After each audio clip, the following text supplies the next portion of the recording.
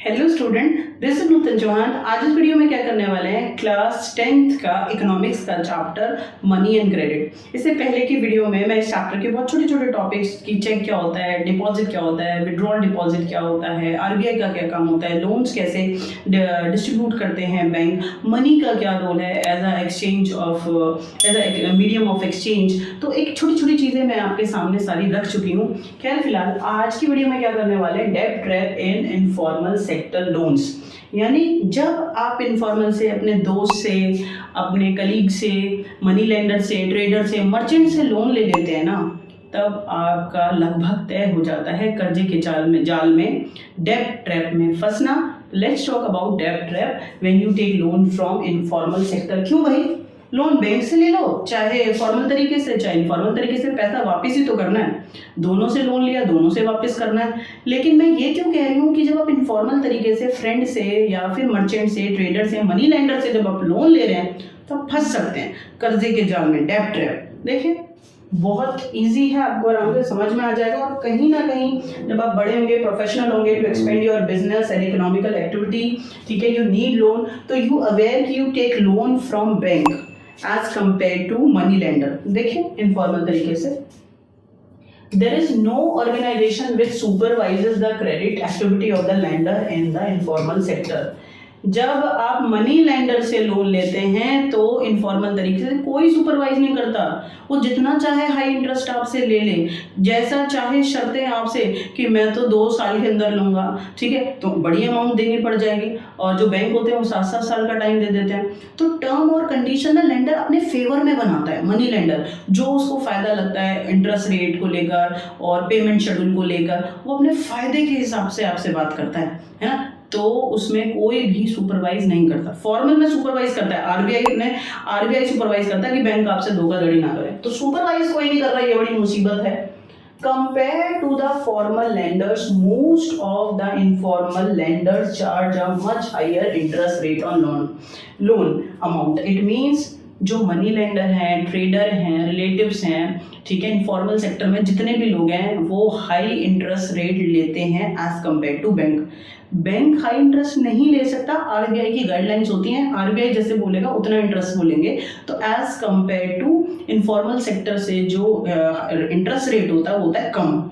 लेकिन informal sector में तो ज़्यादा होगा, ज़्यादा अमाउंट देंगे, कोई सुपरवाइज कर नहीं रहा है, दो परेशानी आपको दिख गई होंगी। तीसरा, higher cost of borrower means a large part of their earning of the borrowers is used to repay the loan। ठीक है, जब आप मनी लेंडर से इनफॉर्मल तरीके से लोन ले लेते हैं तो भैया आपको हाई इंटरेस्ट रेट देना है। तो इसका मतलब हुआ बोरोवर फंस चुका है कि जितनी उसकी अर्निंग थी उससे ज़्यादा तो उसको लोन अमाउंट देनी पड़ जाएगी, इंटरेस्ट रेट देना पड़ जाएगा।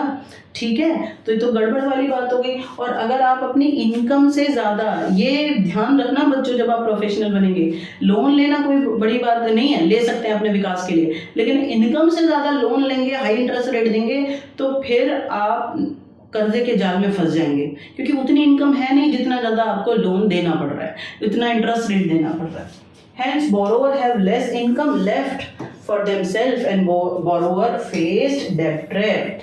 यानी जब a large amount of income borrower spend as a loan, अपने लोन में भरे जा रहा है, इंटरेस्ट रेट में भरे जा रहा है, तो borrower left a very small amount of money of his or her income का बहुत छोटा पोर्शन, 50 में से मान लो 45,000 लोन और इंटरेस्ट में देना पड़ रहा है मनी लेंडर को, और 5,000 बच रहा है, घर चला लेगा वो, तो इसे कहते हैं बोरोवर। फिर वो और कर्जा लेगा अपने घर को चलाने के लिए, फिर और लेगा, तो इसे कहते हैं बोरोवर फेस्ड डेब्ट ट्रैप। बोरोवर कर्जा लेने वाला जो फॉर्मल तरीके से नहीं लेगा, इनफॉर्मल तरीके से लेगा, हाई इंटरेस्ट पे रेट पे लेगा, तो उसका इनकम का सोर्स बहुत कम रह जाता है। ज़्यादातर जो इनकम की अमाउंट है वो किस में जा रही है, लोन और इंटरेस्ट रेट में जा रही है, तो कर्जे के जाल में फंस जाएगा। इसको कहते हैं डेब्ट ट्रैप इनफॉर्मल सेक्टर। तो याद रखना बेटा, कोशिश करना जब बड़े होगे तो आपको इनफॉर्मल तरीके से लोन नहीं लेना, ठीक है, उसमें हाई इंटरेस्ट रेट देना पड़ता है, फंस जाते हैं।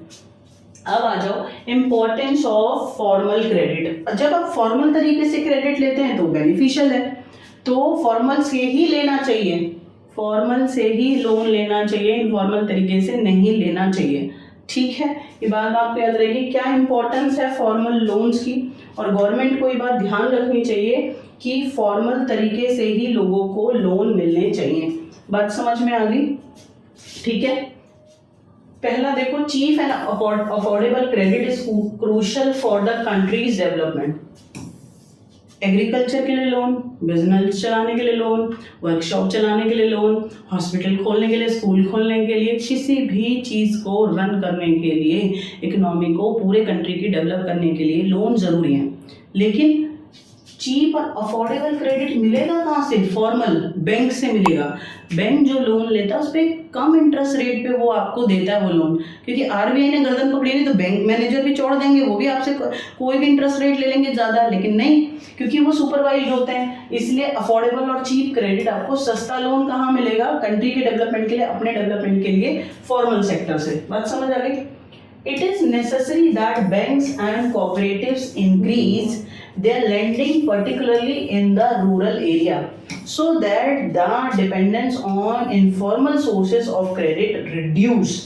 ये बहुत इम्पोर्टेंट लाइन लिखी हुई है कि जो रूरल एरिया के लोग हैं भैया, उनको भी कहाँ से लोन मिलना चाहिए? बैंक और कोऑपरेटिव से।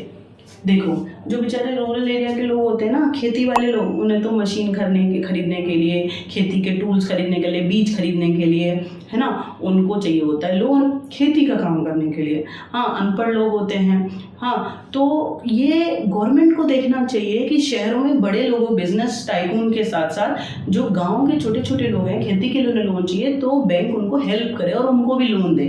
अब गाँव के लोग होते हैं अनपढ़, ठीक है, और they unable to fill that documentation required by bank. Bank को डॉक्यूमेंटेशन चाहिए, सैलरी स्लिप चाहिए, और ये चाहिए, वो चाहिए, आधार कार्ड, पैन कार्ड, उफ, पूरा इतना बड़ा पर्चा दे देते हैं लोन के लिए। करके देख लेना कभी, है ना।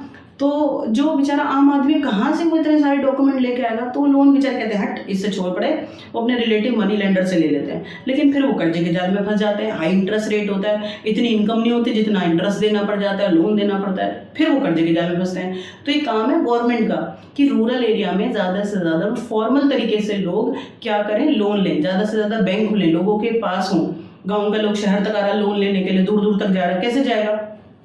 ठीक है, तो गांव में भी लोन ना इनफॉर्मल नहीं, फॉर्मल तरीके से होने चाहिए। While formal sector loan need to expand, it is also necessary that everyone receive these loans. ये दो चीजें याद रखना फॉर्मल सेक्टर में, कि फॉर्मल सेक्टर में लोन सबको मिलने चाहिए और एक्सपेंड होने चाहिए। ये नहीं है कि जो ये सारे बैंक हैं, सरकारी और प्राइवेट बैंक, वो शहरों में ही है लोन देने के लिए, गाँव में है ही नहीं, तो बेचारे वो तो मजबूर हो जाएंगे। वो क्या करेंगे? वो तो मनी लेंडर से पैसा लेंगे, फिर बेचारे दे नहीं पाते हैं, कभी क्रॉप्स फेल हो गए, कभी कोई कारण हो गया, बेटी की शादी आ गई, तो फिर कर्जे के जाल में फंसते हैं, जमीन और चली जाती है।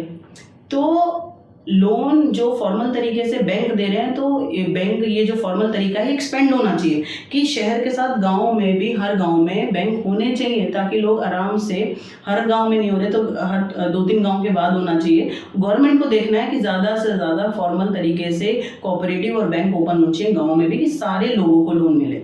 समझ में आ रहा है? सबको मिलना चाहिए, सबको। बड़े बड़े अधिकारियों को मिल रहा है और बिजनेस टाइकून को मिल रहा है और गरीब को नहीं मिल रहा, तो गरीब कहाँ से अपना डेवलपमेंट करेगा? ठीक है, तो फॉर्मल तरीके से लोन लेना इंपॉर्टेंट है, क्योंकि अफोर्डेबल और चीप क्रेडिट होता है, सबका विकास हो सकता है, हाई अमाउंट नहीं देना है इंटरेस्ट का। हाँ, और ये बात गवर्नमेंट को ध्यान रखनी है कि शहरों के साथ गांव में भी हर किसी को जिसको ज़रूरत है लोन मिले फॉर्मल तरीके से।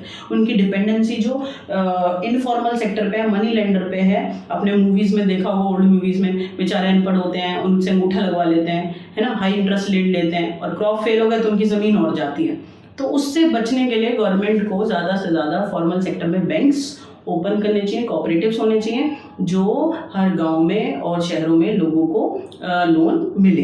बात समझ में आ गई? फिर भी आपकी बुक में अपडेटेड डाटा है, देख लेना। 85% लोग शहरों में जो हैं या गांव के अंदर हैं, वो बेटा इनफॉर्मल सेक्टर पर डिपेंड होते हैं। गांव में भी, शहरों में भी जो पढ़े लिखे लोग हैं, बिजनेस क्लास के लोग हैं, सैलरी वाले लोग हैं, उनको तो लोन मिल जाता है, लेकिन जो कंस्ट्रक्शन का काम कर रहे हैं, मजदूर कर रहे हैं, जो स्ट्रीट वेंडर हैं, जो सब्जी बेच रहे हैं, है ना, गलियों में, उनको लोन कैसे मिलेगा? वो कैसे अपने व्यापार को बढ़ाएं कि भाई शॉप खोल लें थोड़ी सी सब्जी की, फ्रूट्स की?